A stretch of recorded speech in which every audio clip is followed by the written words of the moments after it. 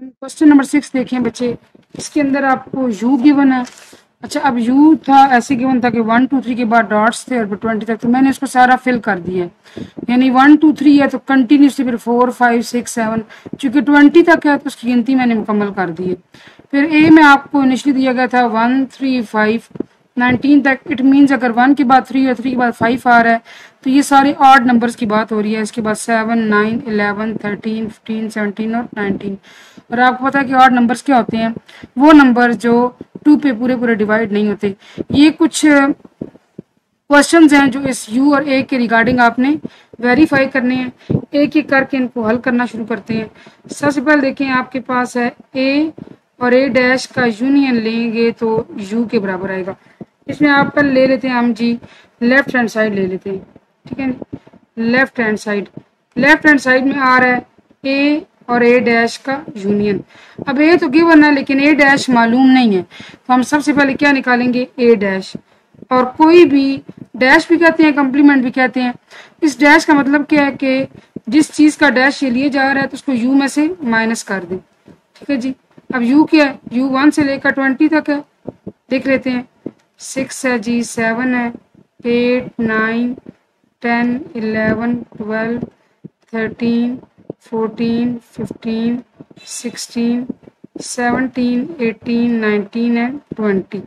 इसको आपने माइनस करना है ए के साथ। ए में क्या है, 1 3 5 7 9 11 13 15 17 एंड 19। अब आपको मैंने पहले भी कॉम्प्लीमेंट लेने का तरीका बताया था। कॉम्प्लीमेंट कैसे लेते हैं बच्चे, यहाँ से आप पहले वाले सेट के एक एक एलिमेंट को अगले के साथ कंपेयर करना शुरू करते हैं। जो मौजूद है अगले वाले में उसको छोड़ देते हैं, जो नहीं मौजूद लिख देते हैं। देखिए 1 मौजूद है अगले में लेकिन 2 मौजूद नहीं है। इस तरह 3 मौजूद है, 4 मौजूद नहीं है, 5 मौजूद है, 6 मौजूद नहीं है, 7 मौजूद है, 8 मौजूद नहीं है। इस तरह करते हैं कि 10 12 14 16 18 एंड 20, ये सारे वो हैं जो ए में मौजूद नहीं है, इसीलिए इसको नाम दिया गया यू माइनस ए का। अब क्या करना है जी, आपके पास ए डैश निकला है, आपने ए और ए डैश का यूनियन लेना है। आपने ए और ए डैश का यूनियन लेना है। अब ए क्या है, दोबारा लिख लेते हैं। ए जी 1 3 7 9 11 13 15 17 19 यूनियन, यहाँ लिख लेते हैं ए डैश 2 4 6 8 10 12 14 16 18 एंड 20। जब आप यूनियन लेते हैं तो आप क्या करते हैं, आप सबको मिलाकर लिखते हैं, ठीक है। तो मिलाकर लिखने में तरतीब का भी ख्याल रखते हैं और जो रिपीट हो रहे होते हैं उनको एक दफ़ा लिखते हैं, ठीक है जी। यानी यहाँ से 1 लिया तो यहाँ से आप 2 ले लें, अगर वहाँ से 3 लिया तो यहाँ से सॉरी 4 ले लें।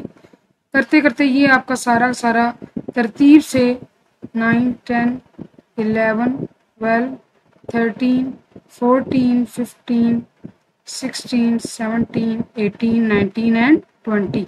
अब आपने ये देखना है कि ये सेट किसके बराबर आता है, 1 से लेकर 20 तक। जरा गौर से देखें, क्या ये यू नहीं है, एग्जैक्टली यू है। तो इसका मतलब है कि हमने ए और ए डैश का यूनियन निकाला, किसके बराबर आ गया, यू के।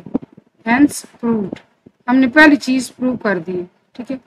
इसके बाद पार्ट नंबर 2 के आपके पास, पार्ट 2 आपने खुद करना है। ए और यू का आपने इंटरसेक्शन लेना है, वो आएगा ए के बराबर।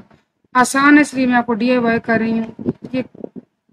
और इसके अलावा अब हम देखते हैं जी थर्ड में क्या दिया गया है, ए और ए डैश का इंटरसेक्शन आना चाहिए। तो हमने ए क्या है, 1 3 5 7 9 11 13 15 17 19, ये ए है। और ए डैश क्या है, अभी हमने ऊपर निकाला है, इसमें सारे इवन नंबर आ रहे थे, 8 10 12 14 16 18 20। इंटरसेक्शन का क्या मतलब होता है बच्चे, उर्दू में से कहते हैं तो कातो या मुश्तरक। आप इनमें से कुछ ना कुछ कॉमन लेने की कोशिश करते हैं। अब ये कॉमन नहीं आ सकता, क्यों, ये सारे ऑड नंबर्स हैं, ये सारे इवन नंबर्स हैं। और ऑड नंबर्स और इवन नंबर्स में कुछ भी कॉमन नहीं है, तो यहाँ भी कुछ भी कॉमन नहीं आएगा, यहाँ आएगा एम्प्टी सेट। और you can write it as 5। ठीक है जी, इसका मतलब है ये प्रूव्ड हो गया जी। और ये था हमारा क्वेश्चन 6। होपफुली आपको समझ आया होगा।